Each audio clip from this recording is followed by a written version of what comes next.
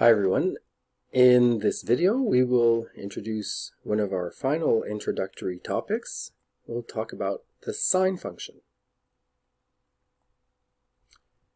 The sine function corresponds to the y-coordinate of points that lie on the unit circle. It's understood that the value of the sine function will therefore depend on the angle of reference, and we can write that y is equal to sine of theta. According to the unit circle that we showed in a previous video, you'll observe that the sine of a 0 radian angle is 0, since the y-coordinate at angle 0 is 0. For an angle theta of pi over 6, sine at pi over 6 is a half. So you can figure out on the unit circle at angle pi over 6 where the y-coordinate is located, and you'll find 1/2.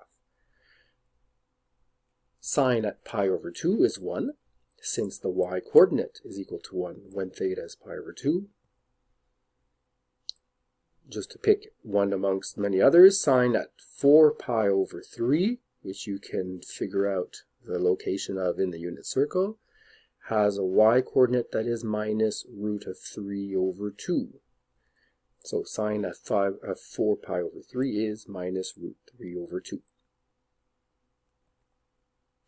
One can observe that the sine function is positive when the reference angle lies either in the first or second quadrants, because we're focusing on the y-coordinates, and negative in the third and fourth quadrants.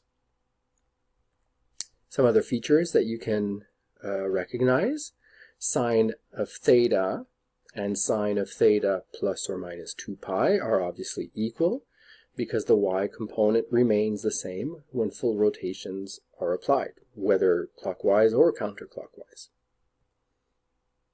Sine at pi minus theta and sine at theta are also equal since the y component is symmetric with respect to the y-axis.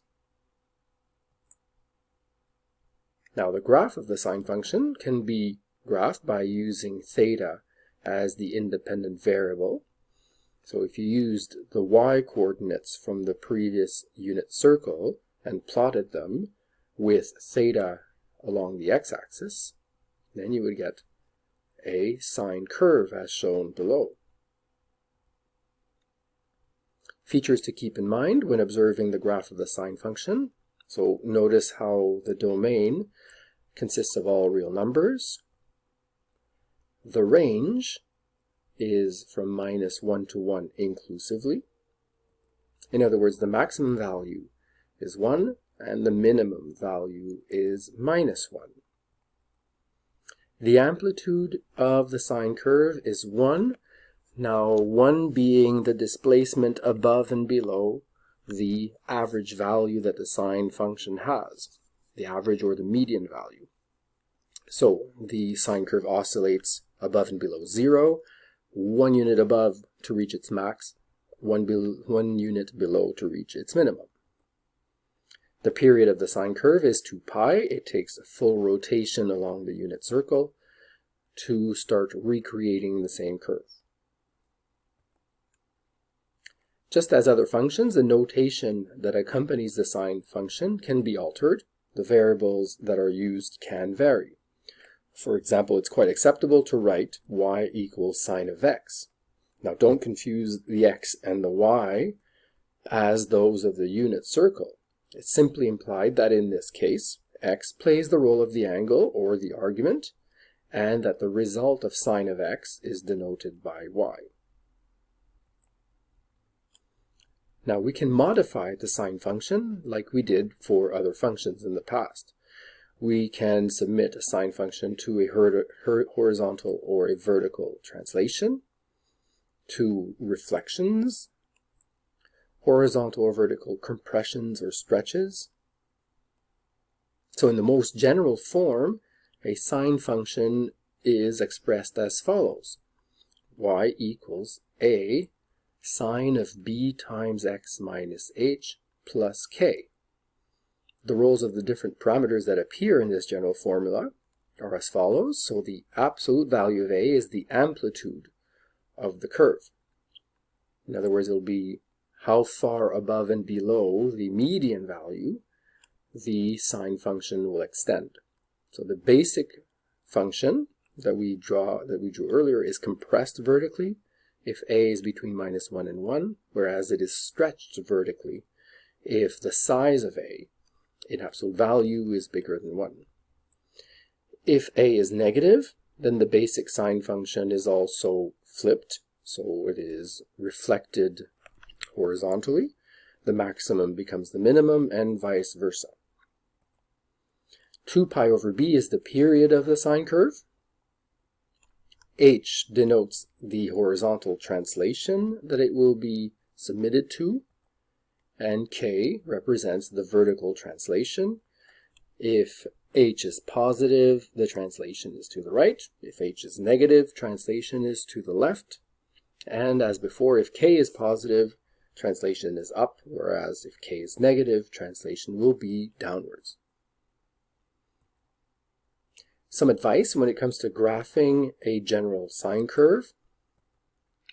So I suggest always, first of all, to draw a horizontal line at a height y equals k. So the k factor, the vertical translation that the curve is submitted to, will actually tell you where the new median is placed, so the average value of the curve.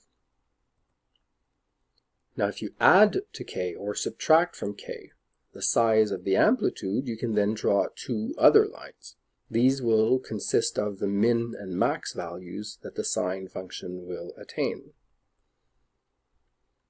As step 3, place the new initial point, taking into account the horizontal translation. When it comes to sine functions, the sine function in its basic format, if you recall, started at the origin. So it started at its median value. Even in its general format, it will start from its median value, but that might mean at height k in this case because of the horizontal shift and the vertical shifts that take place. So take into account the h and the k to place the new initial point. Use the fact that 2 pi over b is the period, and therefore you can repeat the initial point.